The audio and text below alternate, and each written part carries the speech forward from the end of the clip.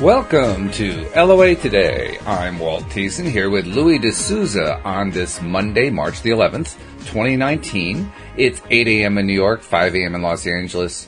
It is actually 2 p.m., I believe, in London, and Sydney, Australia, somewhere around midnight or so. But wherever you are in the world, thank you for joining us for another episode of LOA Today, your daily dose of happy. And you're probably wondering why I'm not sure about the times, because I usually am, because we just did daylight savings time switch here in the U.S., and I know other parts of the world haven't done that, so it's like my mental calculation all of a sudden is off. Like, oh my God, what am I going to do? Fortunately, that's probably the worst thing that's going to happen today, so it's a good day. And Mondays are supposed to be good days because that's how we get our weeks off to a good start, right, Louis? I mean, we're supposed to feel good on Monday. Absolutely. You know, that's like vitally important. And actually that ties into I kind of have a topic in mind. Today's mainly a Q&A. So, you know, obviously if you're listening to the live stream, feel free to type in questions and bring up topics. I'll be glad to discuss them.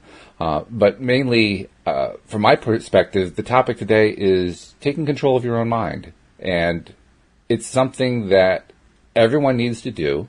It's something that can take some time learning how to do. There are a lot of modalities for it. There's, meditation, there are mirror exercises, affirmations. There's a whole bunch of things you can do. But it all comes down to one thing, doesn't it? It comes down to taking control of your own mind and saying, you know what? I am going to decide what it is I'm going to focus on instead of my subconscious mind deciding what I'm going to focus on. It's going to be me. Of course, my subconscious is part of me, but nevertheless, it's taking control. And I don't know about you. I think that's an important thing. Yeah, absolutely. I just want to say good morning, everybody, all you LOA fans, and good morning, Walt. And also, Walt, it's 12 o'clock in London, not 2. It's 12. Okay, I had it the other direction. Okay, sorry about that. Okay. We'll forgive you this time. I appreciate it. So, yeah, top of the morning to everybody. I'm really excited about talking about, like the topic of focusing the mind, and all the things you brought up. So I'd like to dissect them and just go through them a little bit. Yeah, sure, let's do it. So one of the things you said was, we want to control the mind. So what does control the mind mean? Let's just break that down into a little more clarity. That's a good question. I guess for me, taking control means I'm going to decide what I'm focusing on at all times instead of just going by default or going by some pre-programmed tape that's playing or going by some experience that I experienced in the past and kept focusing on. Now I'm continuing to focus on it. It's me taking control. That's the way I look at it. But I have a feeling you're going to give me another insight. So what is it? Who's me, Walt? Oh, we're going to get really esoteric here. Okay. Well, the whole thing boils down to digging back into statements that society has made forever, like me, I, controlling mind, all those kind of things. You need to just dig back and back and back and to see what actually you're saying, because we've kind of thrown or banded these words around for so long without having the clarity of what they actually mean. So, where shall we start? Shall we start with controlling your mind? So controlling your mind starts, in my opinion, with understanding that you create your own reality with thoughts. Yeah, that's a key portion. If you don't have that, you don't have a whole lot to work with. You don't have a whole lot to work with. No. So it's really, really important to get down to basics. And the implications of that statement that we control our reality with our thoughts is massive. It's mind-blowing. It's off the charts, okay? So you start realizing that you can really, truly create and have anything you want. And that is such a far cry from where we used to believe or understand we were, that it is gargantuous in its proportions. It is really, really quite a journey to get from where you are to starting to feel that kind of understanding. So then you've got to go to thoughts create your reality, and then you talked about subconscious. So I want to give my explanation for subconscious again. Sure. Then subconscious, of course, a lot of people say, or this is the perception out there in society. And this guy was talking on the internet the other day, and he was saying to Abram that he'd been to many courses, and on these courses they were saying to him that 80 to 90% of your life is controlled by your subconscious mind. And Abram was saying, of course, no, there's no such thing as a subconscious, or more accurately, the word that he was using was unconscious mind. Okay, so what Abram was saying is that any active vibration you have comes from a conscious thought. And if it is what you of what you don't want, you're likely to be talking about something subconscious or unconscious. In other words, because you don't want it, you don't want to take responsibility that you created it in the first place. Of course. Why would we want to take responsibility for that? Exactly. No, it's a subconscious, unconscious doing it. It's not me. It's not me. No. So we need to really clarify that whole idea of what subconscious and unconscious is. It's generally a thought that you have thought that you didn't want, that is an active vibration which is popping up and manifesting in your life. Okay? Yep. So you start realizing, as you said in a few podcasts, is that, gosh, can't I get away with anything? That's right. You know, one of my favorite jokes. Nothing. Absolutely nothing. And when you get that, you realize that you can change everything. All right? So there's a great plus side to taking full responsibility for your thoughts. Well, you know, one of the reasons I think that joke is funny for me, I don't know if it's funny for the audience, but it's funny for me, is because when I say to myself, oh, I can't get away with anything, what I'm really saying is, this thought keeps coming back and haunting me, and I can't seem to get rid of it, which is basically me continuing to focus on it, but that's not the way it seems. It seems like it's haunting me. It seems like this thing just won't go away no matter what I do. And that you've got these evil entities around you. I know, they're all over the place. They're going to tear you apart. And it's a very confusing perspective to have, because when you're in that perspective, well, first of all, it is a disempowered perspective, but it's also a perspective of that is very true. Out of control. That's when I was talking about control, that's out of control. It's like, oh my God, I just can't seem to marshal any of my resources because I keep focusing on the same thing over and over again. Of course, I don't actually add the second part of that comment to the sentence. That's always kind of implied, and I kind of forget about it. But, you know, there it is. I'm just continuing to focus on it over and over again. I was experiencing it this morning. Yesterday, Louise and I were watching the movie that had come out, we're actually rewatching it for about the third time, Bohemian Rhapsody, the story of Queen, the rock band. That is amazing, isn't it? That's a good movie, man. Really good movie. Yeah, it changes your impression of that song completely. Oh yeah, absolutely. Well, actually, I always had I liked the song, but I had a negative impression of the words because it's about killing somebody, and I really have no desire to kill anybody. But other than that, I loved it. But the problem was the detail that they went into to make that song. Tremendous detail. And Freddie Mercury was definitely on the right track when he played. I think it was the aria from Carmen, to point out that we need to make this operatic. We need to make this, have some volume and some power to it, and so forth. Which, of course, is what Queen was all about. Lots of wattage, shall we say? But when I got past playing the movie and we were enjoying it and it was done, and then I went to bed and I woke up this morning, Bohemian Rhapsody is playing in my head. And my first reaction was to say, oh, stop it, just turn it off. Well, that didn't turn it off. Amazingly, it didn't turn it off. Surprise! Maybe you understand a bit about the law of attraction. But it's an annoying thing. You should be able to say, turn it off, and it should be able to turn it off, and it doesn't, right? Oh, no, wait a minute, I'm feeling powerless again. Because it's so easy to forget. Oh, all I got to do is change my focus. That's all I got to do. But and even that, if we're not used to changing the subject, can seem like an overwhelming task. Because the way we often will change the subject in our earliest days of learning how to do this is, okay, I'm going to think about the calculator. Okay, I'm thinking about the calculator. There, I'm done. And then Bohemian Rhapsody comes back into the mind. It's like, oh, wait. Oh, jeez. I didn't totally take my attention away. I did it partially for a moment, but I didn't build up a 17-second or 14-second or whatever it is span of time to actually get a new thought going. I just kind of, I focused on it for a moment and then I was done. And that's not necessarily enough. You got to actually focus. You got to stay there. You got to stay, Laser line focus. And a calculator is not something you particularly love, I don't think. It's not going to grab your attention very much. Probably not, no. I mean, it does sit here because I do use it, but even when I'm using it for 5 seconds at a time, so it doesn't really become a major part of my life.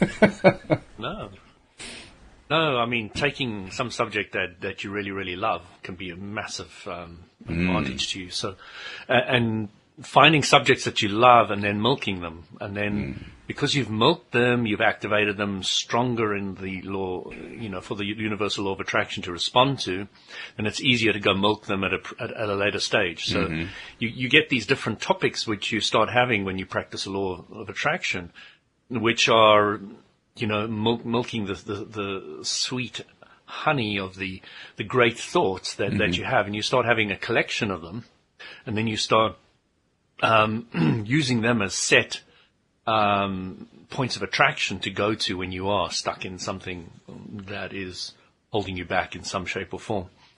The other option you had for Bohemian Rhapsody is to see the beauty in it. True. Is to listen to the same subject but in a different way, and really appreciate it, because it is an incredible piece of music, and there are aspects of it you could definitely try and enjoy. So you can put your attention on those aspects you enjoy about it as well. So that's another way of doing it. So, of course, that also keeps me focused on Bohemian Rhapsody. Yeah, but again, on the positive side. Yeah. Oh, yeah. Yeah, but I'd already made the decision. I was done with it. I wanted to turn it off. That's fine. Yeah, but the off switch didn't work. So, Walt, let me teach you about the law of attraction. When you say no to something, you're saying yes to something you don't want. Oh, of course. How silly of me.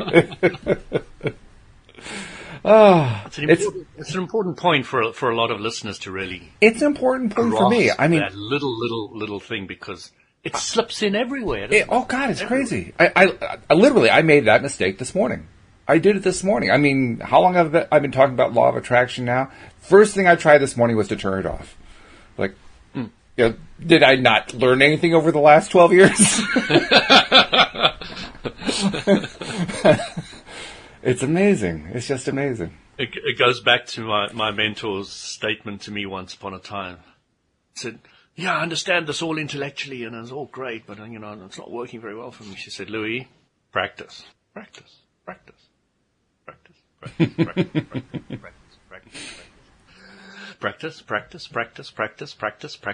She went on for half an hour. I said, okay, Jen, I got it. Half an hour. Oh. I got it. But it left a stark impression on me, and it's once you understand how to change a subject, practice it. Once step 3 is all about redoing.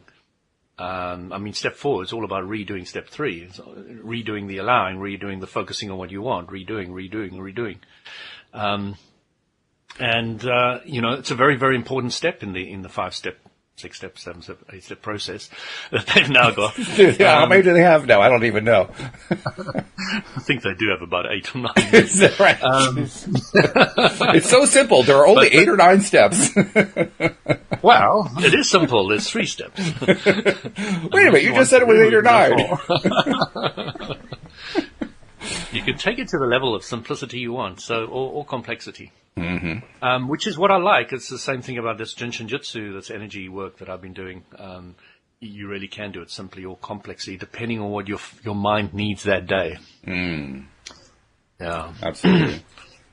So controlling your focus. Yeah. Yeah. I had a thought that I was going to, and I completely forgot what it was. It was a good one, though. Well, this chair is quite an interesting LOA manifestation. So oh, really? Do you have IKEA in America? Oh, yes. Yeah, we have IKEA. Okay. So you know exactly what I'm talking about when I say IKEA. Mm-hmm. So my wife and I were wandering around IKEA to look for something else completely when we saw this chair. And I thought, that's great. My old chair is going, so I really need to get a new one. But not today because I've got a whole lot of other things to do. So we came back and my wife was looking on one of the Facebook groups, local ones. And there somebody was selling a brand new, not a brand new. It'd been sitting in their house for about 5 months. Didn't want it anymore, so it was brand new, hadn't been used, and I got it for £20. Wow. And I walked down the corner and picked it up, which is easier than going all the way down. Yeah, no kidding. To IKEA and going picking it up, and I got it for like complete for almost nothing. And you've got the wastage thing. They didn't throw it in a dump and all the rest of it. So it really works, and I really love those kind of things. So, yeah, that's beautiful. It's interesting. So I put my focus on it, and I really appreciated it, and I left it and walked away. And because the law of attraction works fairly well for me at the moment, because when you're in a more positive place, things just tend to work for you so beautifully. The universal law of attraction picked up on it, and now when I'm appreciating things, I spend a little more time focusing on the appreciation of it. Yes. When I was wandering around, I was actually looking at the chair, sat in it, I swiveled it, and I was really like, I could enjoy this in my office. That's really cool. And I love the seat. I love the fact that you can take the arms off as well, because I always sit mostly in the lotus position, which I'm sitting in the moment. Because most of my time I'm sitting in a lotus position on a chair. So I just don't want something with a back now and again, and sometimes I want to be straight backed. But I like the posture aspect of it. So I like a swivel chair. I like things that move backwards and forwards easily. There's one other thing that I'm visualizing at the moment is, although these wheels are really, really good, I want some of those rollerblade wheels for it. Rollerblade wheels? Yeah, so there's like soft jelly type rubbery things on the rollerblade wheels. So you can buy them to replace in almost any chair. Oh, no kidding. I didn't know that. Yeah, so they don't damage your flooring and all the rest of it. So they're really easy to slide around. Yeah. So that's another thing I'm busy manifesting at the moment. That's good. See how they pop up. Yeah, I like that. But another thing, my wife's been very clear about wanting a new box in the garden for her plants, and we always make them. So I went off to think about it, and my wife spends a lot of time focusing clearly on what she wants. So we went outside, we looked at the area, we looked at the measurements and all the rest of it, and we created a very clear picture of it and all the rest of it. And I said to her, it's really going to be challenging putting it together, because I'm the guy who does most of the together stuff, and it's not the easiest thing. So which was an obstacle I was putting in my own way. Sure. That thought. And when we arrived at it, it was a little bit more challenging putting the box together, which I could have shortened that and made that a lot easier by clearer thinking. So when we were outside, there's this sheet that is covering a whole lot of my exercise bags outside, because we needed the space somewhere else. So I put it outside, put a nice little cover over it and all the rest of it, plastic cover. And when I was working with the tools in the garden to make this box, I put some tools on top, and I was thinking, better not tear this plastic, because if I do, I'm going to damage the goods underneath, because the rain and all the rest of it. So, of course, I damaged it. Yep. My wife said, "You should know better." I said, "Yes, I should." It's like, darn, I can't get away with anything. The plastic will stay strong and safe and secure. It was not a thought in my mind. It was, I better not tear, which of course it tore. So. Yeah. It really is annoying, I tell you. I mean, I truly get annoyed by it. And of course, every time that I get annoyed by it, that ensures that I'm going to have more opportunities to be annoyed by it. Yeah. So it was really quite a lot of fun putting it together, and it looks absolutely brilliant. It's top notch. So we bought some decking, and this decking's guaranteed for 10 years. My wife wants something that's really solid, and we made a nice long box with two sides. Put it all together, drilled all the holes, put all the screws in. Made it really firm and tight and strong. And, this will last many, many, many, many years. And you can't actually buy something like that, not with the exact dimensions, etc. You just can't go out and buy it. Well, the amount we paid for the wood and all the rest of it was still quite excessive, because we got the best quality we could. So we could get the duration, and it was really hard for that saw to saw through the, through that high quality wood. Real hard wood, it was great. At the end, we made it look absolutely spot on. It looked beautiful. You know, I even countersunk the screws the whole trip, you know. Good for you. But good for you. At the end, the satisfaction my wife and I felt of putting this thing together for a couple of hours in the afternoon was amazing. There's something about getting your hands dirty now and again. It's just so cool. You sound like my wife in a sense. Guys, because my wife was the gardener. I was just about to say the same. You know, your wife's a gardener. Can probably appreciate that story. Yeah. Really, really, really enjoy that. It's interesting too because this year is a little bit of a different year for us because of the illness that Louise went through. It took a lot out of her. Of course. And so for the first time in years, she has not been excited about opening up the gardening season, which is a different experience. And of course, when you put yourself into a place of saying, well, I really don't want to do this, and this isn't going to be fun, and so forth, then the first few steps, you find that you really don't want to be doing this, and it isn't going to be fun. And that's indeed what has happened. It's been kind of a challenge to kind of relax into it and to feel good about it and to say, you know what, everything's working out, and the goal. We have one main goal for the year and some minor goals, and that main goal is going to come true really soon. And get into that place of feeling good about what it is that we really want, which, of course, is partly about knowing what it is that you want. This year, we don't have a problem with that one, actually. There are some years, you know, where it's been a little bit less clear. This year, it was really, really clear what we wanted, and especially what she wanted, which is it's her business, so it's more important what she wants than anything else. My goal is and my job is to be there to support her in what it is that she wants. But it's a funny thing how even when we're focusing on what it is that we really want, we still get dragged down into what we don't want. We allow ourselves to just shift our attention away and to start focusing on all the different ways that what we want isn't going to happen. And that's really where the battle lies, right there. In fact, calling it a battle makes it a battle. But that's where the struggle takes place. The struggle takes place in maintaining our focus literally on what we want. It sounds so straightforward. It sounds so simple to say, you just focus on what you want. Doesn't that sound simple? It just sounds as easy as can be. And yet we find all the different kinds of ways to focus on anything but. It's really remarkable. So, Walt, just imagine bringing up some kids with the law of attraction and having their kids bring up their kids with the law of attraction. You know, you can just see how the progression of the thought process, because we carry a lot of baggage from our parent upbringing. You know, an apple doesn't fall too far from the tree. So we have active vibrations of their teaching going on in us.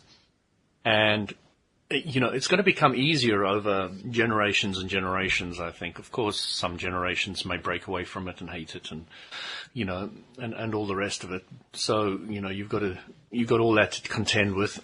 But I still think that, you know, looking at how big this law of attraction groups are, they're just massive. You know, you can see that people are really, really having the law of attraction change their life, having the awareness of how to practically put it into their lives, absolutely blowing them away on lengths and degrees. So, you know, I'm just excited to see how many people are getting into it and moving forward with it and recognizing its influence in their lives. You know, I'm so happy and proud of all those people doing that. That's a good thing. There's some music in the background, which I'm quite unsure where it's coming from. It may be coming from my head. Remember, I was playing Bohemian Rhapsody before, so you never know. No, seriously. As you were I'm going to have to close my browser. I can't even focus with that. Oh, no. Yeah, it did come from a browser. Maybe an ad popped up or something. Ah, okay. It's gone now. Well, when you were talking about that, you know what was going through my head was the idea that all of life, all of physical experience, everything that we go through, the universe, the people around us, our experiences, they're all acting as mirrors to what's going on in our head. So you know the concept of everything being a mirror. Yeah. Well, you create your reality, so of course everything is a mirror. Everything is a mirror, right. Everything's a mirror of your thinking, yeah. And as you were describing that little scenario there, it was like, in my mind, all these mirrors were being put up. It's like I was seeing mirrors going up in place. And every single thought that you identified, there was a new mirror. There was a new mirror. Mirrors, mirrors, mirrors. And then the phrase came into my mind, it's all done with mirrors. Which is a phrase that's usually associated with the world of sleight of hand, magicians and so forth. You know, using mirrors in order to deceive you that you think something's going on when actually that's not what's really going on. Well, this is a different way of using mirrors. This is mirrors that you're using in order to know what's going on. In other words, it's exactly the opposite of what a stage magician's show is all about. The stage magician is there to happily deceive you so that you're enjoying this thing that really isn't going on, but you think that it is. Whereas when we're using the mirrors, we're using them, at least we're trying to learn to use them, to create something that we do know is going on. And in knowing it, it actually goes on. It's a similar tool, but it's used differently. Well, the illusionist, what are they doing? You're still perceiving exactly what you want, aren't you? You go to a magician to see magic. Oh, yeah. So you're not really being deceived. You're getting what you want. Oh, absolutely. You're manifesting the illusion. Yeah, no, that's true. Actually got nothing much to do with it. Well, the illusion is part of where we find the entertainment, the enjoyment. Well, you take in a magician sitting in an audience watching another magician. He's going to know what's going on. He's not going to see it. He's going to see through it. So he's going to know what he's going to see a different reality, isn't he? Well, yeah. I mean, there was a television show I remember that aired. It may still be on. I don't know. Here in the U.S., featuring Penn and Teller, the magicians, and they were. The goal of the show was to have people come onto the show, contestants come onto to the show, and try to perform magic acts that Penn and Teller couldn't see through. Which is an interesting thing. That's basically what I was thinking about. What it's like from their perspective. From their perspective, they were looking to see if there was somebody who could entertain them, and nobody could entertain them because they kept seeing through all the tricks. So I guess there was sort of a twisted entertainment going on. You can't entertain me. Go on, I challenge you. You can't do it. You'll probably find somebody who's damn good at the law of attraction will blow their socks off. Wow, that happened. And you're not on stage and you didn't practice it. Because truly, I mean, all the things Christ did, etc., they're all clarity on the law of attraction. Yeah. This is somebody who truly understands how to use the law of attraction. And and there are some people that are absolutely brilliant at it. They're absolutely brilliant. This is the second. Now, this is the same topic I had before. I just slipped away again, but I'm going to get it back this time. I know I hate it when that happens. But all right. Yes. I'm good at sidetracking. Sorry. No, it's not you. I'm doing it. There is a growing consensus going on within what I will call alternative circles. So it's all people who are involved in the law of attraction, deliberate creation, but also expand it out to the other, what you might call the new age stuff. Anything from the astrologists and the numerologists to energy healers to, just expand it out to all the different people who are doing alternative modalities. There's a growing consensus among that larger community that there is an energy shift going on Earth.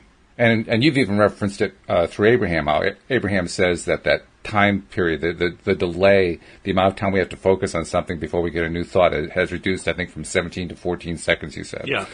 So that's kind of indicative of it, that there is an energy shift toward the positive that's been going on, and the consensus seems to be that it's accelerating. And that was the part I wanted to ask you about.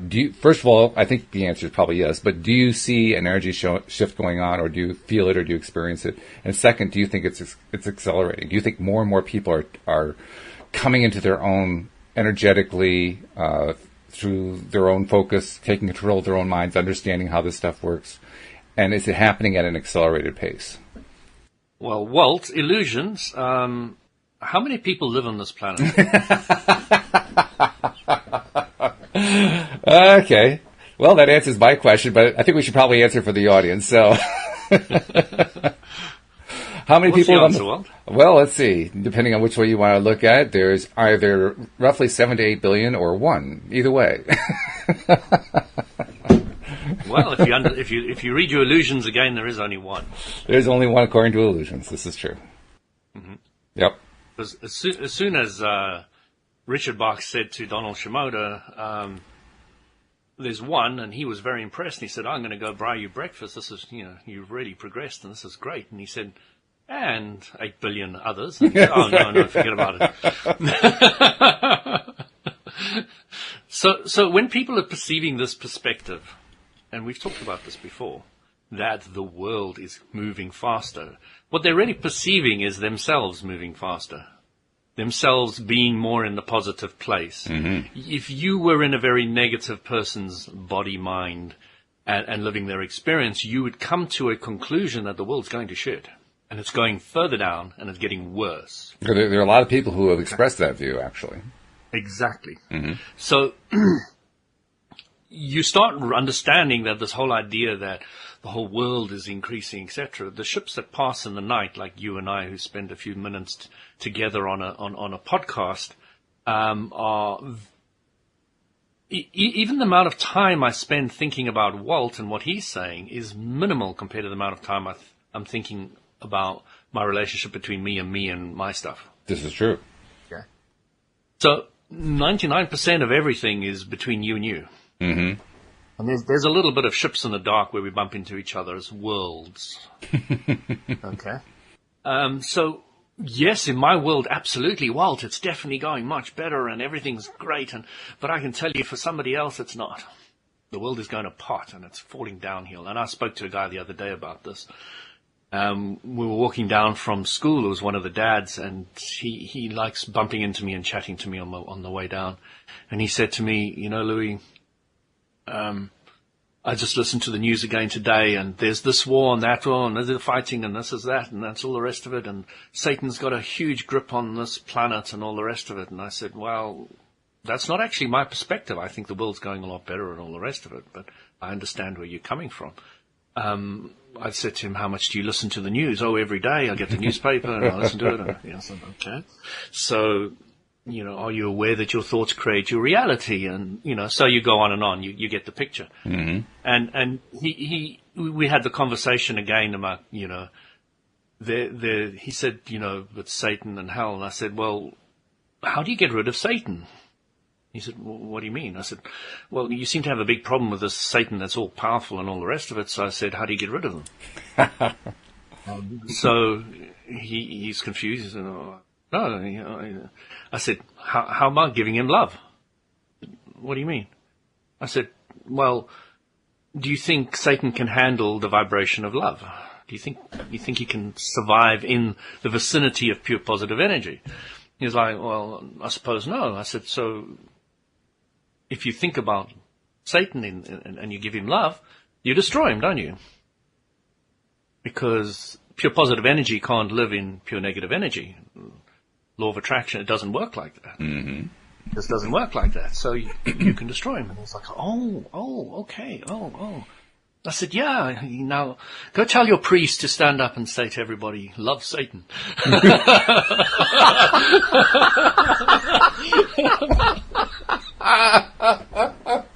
Oh, that's funny. It's not quite going to happen tomorrow. Probably not going to happen in that way either. But, that's a great joke. I like that. Except it wasn't a joke; it was real. But still, it's a good joke. It's funny. I thought it was funny. Very good. At the time. It is funny. You have to have the right perspective in order to laugh at it, but it's very funny. Exactly. But a lot of people are starting to get that. They're starting to get that, A, there is no Satan. The only Satan there is when you're focusing on what you don't want. Mm. And when you spend more time there, you amplify it, and then more things that you don't want, so happen. And it's really no more complicated than that, but we weren't brought up that way. We got old thinking to deprogram, new thinking to program. So that there's a process that goes on, which is It's brilliant because once you get it, you become more empowered. You can start focusing on what you want. You start getting more of it, and everything starts working out better for you. And you get so excited, and you're just jumping up and down after a while. And you're like, why are they unhappy? What's Satan got anything to do with anything? And you don't even bump into them anymore because you're not vibrationally harmonious to that. When he was talking about all this, I must have been on quite a low vibration for him even to start the conversation, or he was at a point where he was ready to change, and he was. I mean, by the time we had finished at the bottom of the road, he was really with me. He was really, in complete agreement with me, and he was starting to have the idea that he was going to cut down a lot of the news that he was watching and all the rest of it. So I thought, that's a great place to start. Brilliant. I strongly encourage you to do that, start reading some self-development, start getting them onto the other side. And, I didn't get round to pointing LOA out, but on another walk, who knows where we'll go from there. And endlessly individuals are starting to, around me are starting to, want a greater explanation of the law of attraction. And that's where I really, enjoy sharing and teaching. It's my passion. So, and I bump into these guys all the time, and I really appreciate it because that's what I'm looking for. I'm looking to help people expand, and more important, I'm looking to enjoy myself. Not really looking to change people so much. More looking to have people who are a vibrational match and who want to know a bit more. Well, that's actually wise. I think you've expressed wisdom in a very short phrasing there, because it's literally impossible for us to change anybody else. The only person who can change the other person is them. So, very smart of you for saying, you know what, I'm not going to try to change people anymore. That's a good thing. That's a great breakthrough. That's what I've been realizing. I don't really want to change people. I mean, I want to find like-minded people. I enjoy that. I like to find more of them. We can say statements like, "I've changed you, Walt." We can use that egotistical phrase, "I've changed you." Or we can say, "Walt changed himself because of me." I'm getting out my magic wand. I'm changing Louis. I'm changing Louis. I'm a frog now.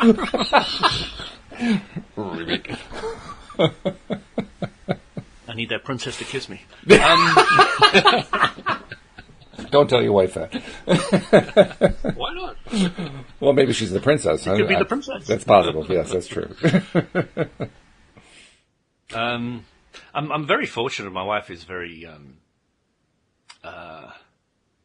She lets me go and speak to anybody because I'm often surrounded because of my business with females, businesses, and she really gives me complete reign, and it's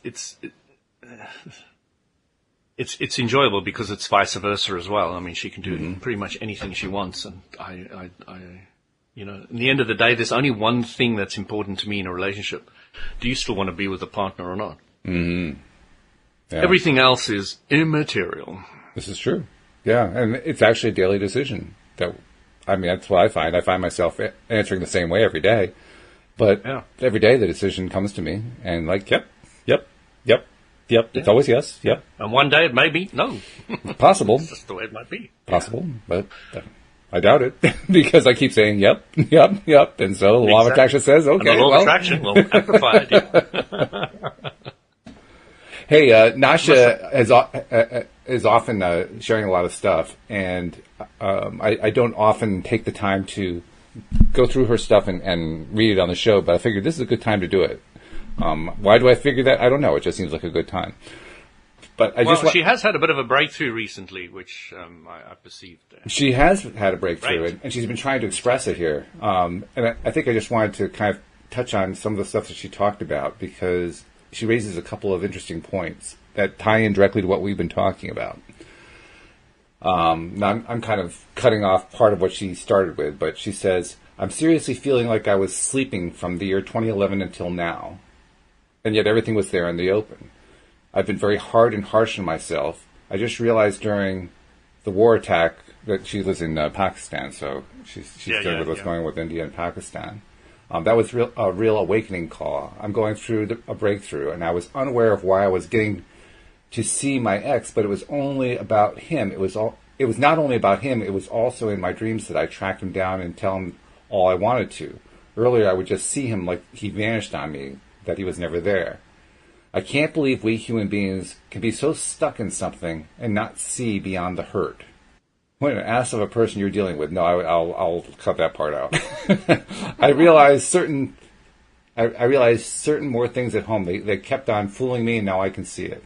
And I read that section because of two things. First of all, the way she's expressing things there is the way we humans typically express things. We express things as if it's the outside circumstances that are causing us to do things. And that's very common. I do it myself. I do it a lot on the podcast. But the simple fact is, I did all those things. I created all those things. Or in her case, she did. I'm the one who's making all those things happen. I'm the one who's focusing on those things. And I really like the fact that she pointed out, I've been very hard and harsh on myself. I've been pointing the same thing out about myself. I've been pointing the same thing out about people. But it also occurs to me that if I keep saying that, I'm going to get more and more of it. So it's time perhaps to turn it around to, I am gentle on myself. I'm kind to myself. I approve of myself. I love myself. I feel good about myself.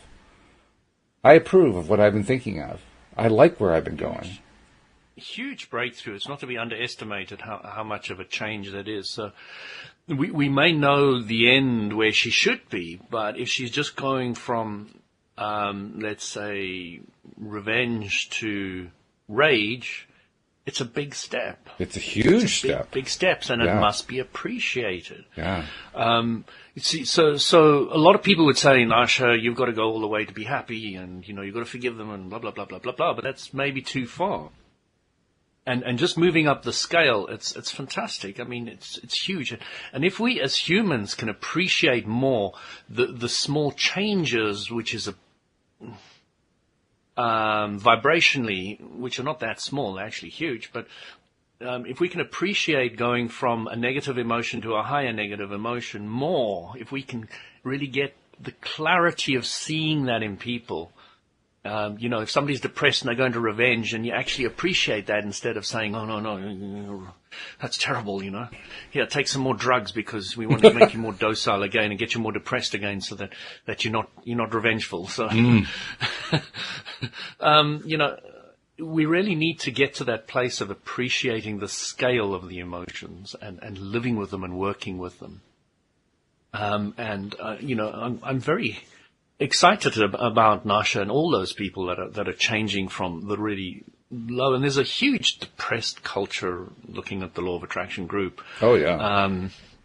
That would benefit massively from going to the revenge, rage, frustration, don't care. Going through those, that would benefit so much. But a lot of people would be saying to them, get happy, think happy thoughts, but that's not, it's too far. Vibrationally viable. It's not good. So, Nasha, you can't think I'm really happy thoughts. Appreciating you sharing your progression online and being accurate about it, because that really helps show us, the progression and where you are and how it works. So just keep going up the scale, Absolutely. Scale. That's exactly right. Yeah. That's the point I was going to make. When you're in that depressed state, happy isn't even in view.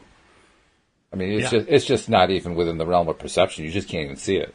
Can't hear it, can't feel it, can't touch it. It's not even there. But what you can reach is frustrated, because that's higher up the scale, but it's not out of reach. That one you can see. That one you can experience.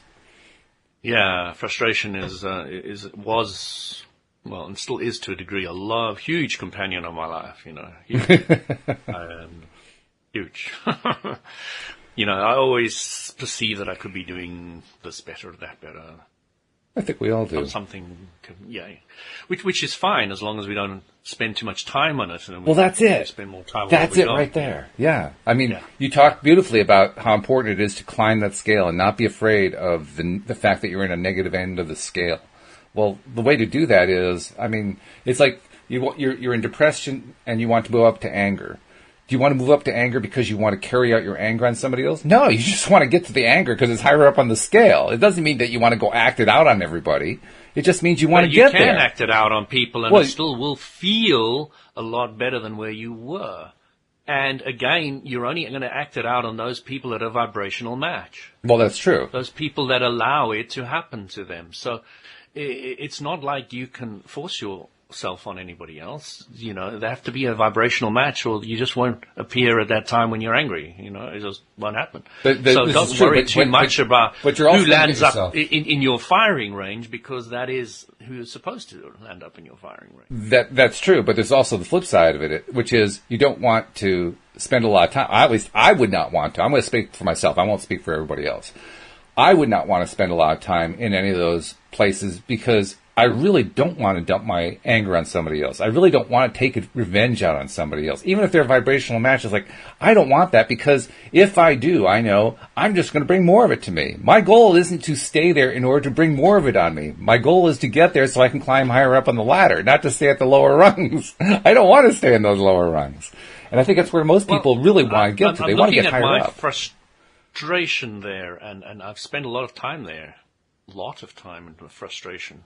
A lot of time, and I've vented that frustration on others over the time. And you know, I'd love to say I don't want to stay there. I don't want to stay there, but I'm there.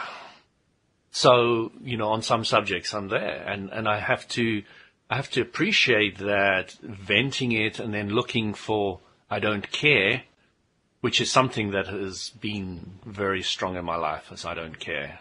Very strong from as young as I remember, and I never appreciated how high up on the scale it was. Yeah. I mean, it's just before the positive emotion. Right. I don't care. Mm-hmm. Just there. It's right in the middle. Mm-hmm. So, you know, from frustration to I don't care has happened many, many times for me. Many times. And then from I don't care to hope. It's a huge leap. It's a huge leap, and I'm really appreciating that now. And then from hope to expectation is something I'm on some subjects I'm playing with. But I wouldn't say I've gone much further than that at the moment. You know, I'm really just playing in the I don't care to hope side mostly at the moment. On some subjects, I'm still down on the frustration. It's definitely, but being clear about where you are is also important, especially on different subjects. Mm-hmm. So that you can say, okay, I'm on this subject, I'm in frustration. This one I don't care. This one I'm in hope. This one I'm in expectation, and this one I'm really loving. I'm excited about. So, you know, like sharing the law of attraction. So, just putting those pieces together and being more aware of them, and specifically on what subject, you know, I keep on saying the same things again, but it is really important. Know what subject and where you're at on the vibrational scale. And then don't necessarily, if that subject's too big, like the war in Iran, in Pakistan, is really getting me down. That's not a subject to focus on. If you can see that, wouldn't it be nice if there was peace, but you can't follow that rocket of desire, then change the subject. Change the subject to something that you love. Mm-hmm. And it's got nothing to do with the war whatsoever. So just leave it behind. And that has a double benefit, because first of all, it takes you off the subject of the war, and second of all, it takes you off the subject of not feeling good. Yeah, so you're doing two things at once, which is pretty cool. Yeah, that's a very valuable tool. This past Thursday, Steve Rowell, who's also from the UK, and he's a life coach, was unable to make it for the regular podcast on Thursday afternoon. And so he actually arranged... I don't think I've listened to him. Oh, you got to listen to Steve. Yeah, you'll like him. He's good. But Steve, this is, I think, the second time that he couldn't make it to the podcast, so he actually arranged a substitute, which is, I mean, that's practically unheard of. It's pretty cool. I mean, Linda's done that. She just did it this past Friday, too, because she wasn't feeling well. But he sent me two people, actually, this past Thursday, Brenda and Jess, and they were both fabulous. But I'm going to point specifically to Brenda. Brenda Florida is her name. She lives here in the U.S. She lives, I believe, in Colorado. I think she's in Colorado. Can't remember for sure. Anyway, that's not the point. The point is she was telling me about this psychiatrist here in the U.S., apparently very, very famous in psychiatric circles, who in the second half of his career, wherever the second half starts, has been focusing on spirituality and vibration and this kind of thing. Not so much law of attraction, but just, trying to understand how the spiritual components work. And using muscle testing on a variety of subjects, he has been able to piece together the idea that there is a logarithmic scale of vibration, and that he measures it. I don't remember what the units are, but he measures it in a numeric scale of like a vibration of 100, a vibration of 200, 300, and so forth. Yeah, I've seen the chart. You've seen that one, okay. And each step up the chart, it isn't actually a numeric increase; it's a logarithmic increase. So it's like a hyperbolic curve going up there. Right. And when you One were talking, person is more in alignment, is more powerful than millions who aren't. Right. Sense. Exactly. Yeah. So when you were talking about how the step from I don't know to hopeful is such a huge step, that's what I was thinking about. I was thinking about that hyperbolic aspect of the to it. exponential. Yeah. Aspect to it. Yeah. And she told a story. This is what I wanted to ask you about. She told a story about how she had an experience one time. She didn't go into detail about it, but she had this experience where she had, through some approach or other, for some reason she was able to focus on the right way. I don't know what, but she had risen high up into the scale. Now, apparently 500 and above is pure spirit. 500 below is earthly form, and she'd risen well above 500. And it had scared her so much, and she was so unprepared foundationally at the lower levels, that she got up there and then she crashed. And the crash, she described it in a way that sounded like it was traumatic. It was a very traumatic crash, and it scared the daylights out of her. Mm-hmm. And I wanted to ask you about that, to ask you, well, first of all, have you ever experienced anything like that? I can't say I've ever experienced anything like that. But secondly, do you think that kind of crash happens more often than not when someone experiences rising up for the first time after being in the nether regions for as long as we tend to in this physical life? Do you think that's a common experience, or do you think that's uncommon, or does it matter? Maybe it doesn't even matter, but what do you think about it? Well, what's our teacher in the physical universe? Walt? What's our teacher? Yeah. That's a broad question. What's our teacher? No, it's a very simple one. Go down to basics. Don't get stuck in the word teacher. Our own experience, I guess. Contrast. All right. Okay. So when you experience pure positive energy, and you're sitting in your vortex, and you can see everything you want, and ideas are flowing to you, and it's awesome, and it's amazing, and you know you can have, be, or do anything you want, and then suddenly you're thrown into your, how am I going to get that? When am I going to get that? Why hasn't it happened yet? Why am I not feeling like that anymore? It is a massive contrast. Massive contrast, and it is really, really unpleasant. Okay. Yeah, it's a big shift. That's what you find. Law of attraction people are spending a lot more time, are starting to feel incredibly negative emotion once they start dipping down.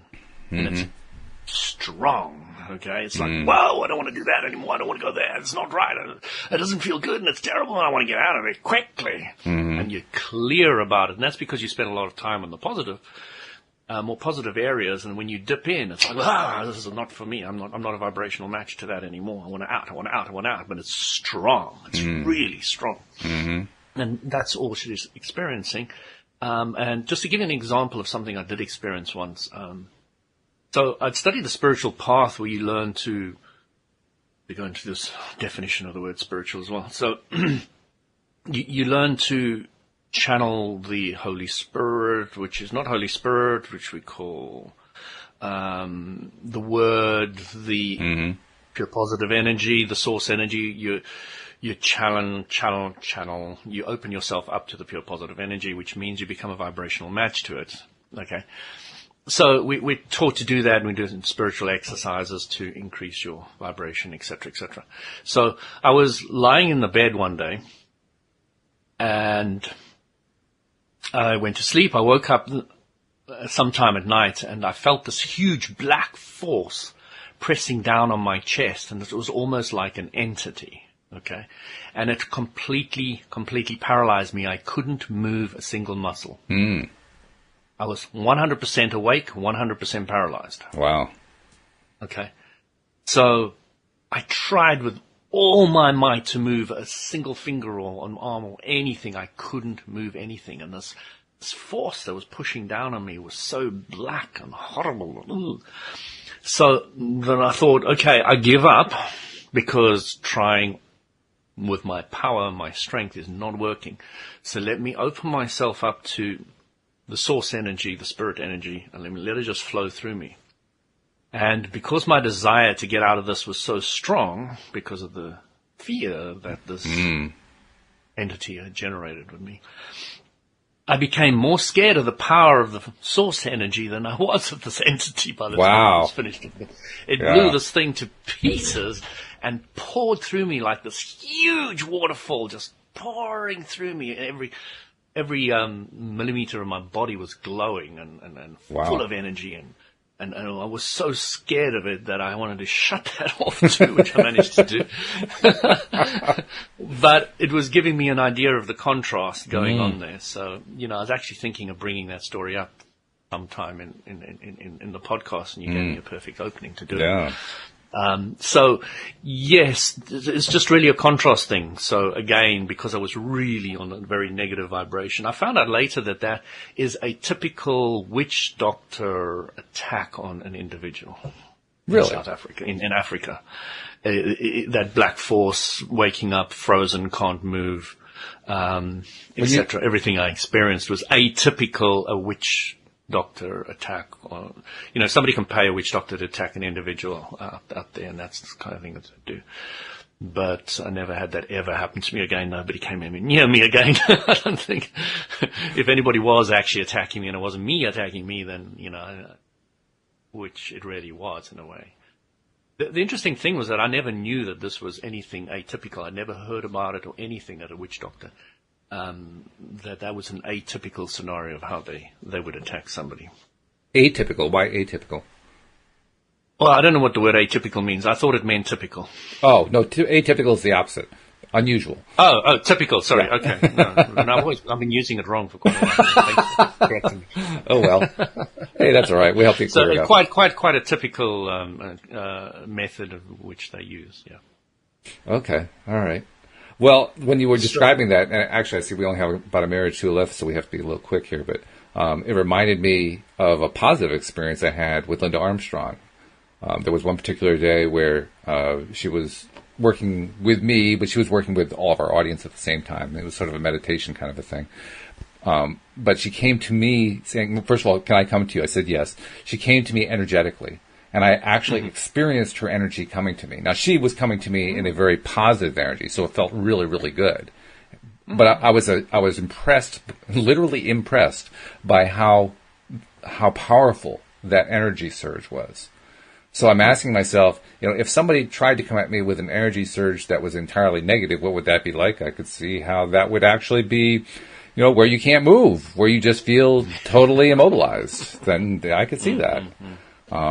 On the other hand, I can also see exactly what you described, that it does make sense to me that when you can let the source energy in, I love the way you phrased that. You were more afraid of the source energy than you were of the thing that was attacking you. Like, really interesting way to describe it. Well, you're dealing with the power that creates worlds, Walt. You're not playing with the toy.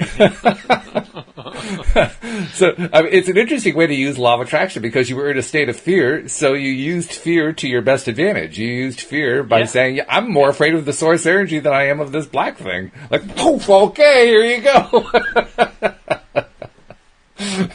It was very liberating for a while, having the black force really quickly and immediately removed.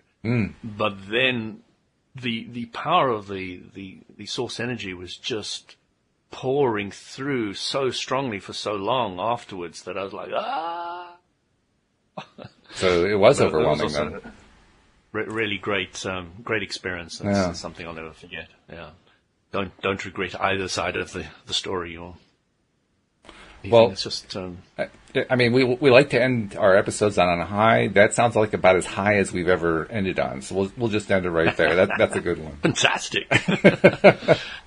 But this has been great. Thank you so much. And thank you to our live stream audience and to our podcast audience. By the way, if you're not a subscriber, be sure to become one. You can find the instructions at our website, loatoday.net. And Louis, I'll be talking to you a week from this morning. Yeah, fantastic. Carpe diem. All right. Cheers, guys. Have a great one. We'll see you all next time here on LOA Today. Goodbye, everybody. Goodbye.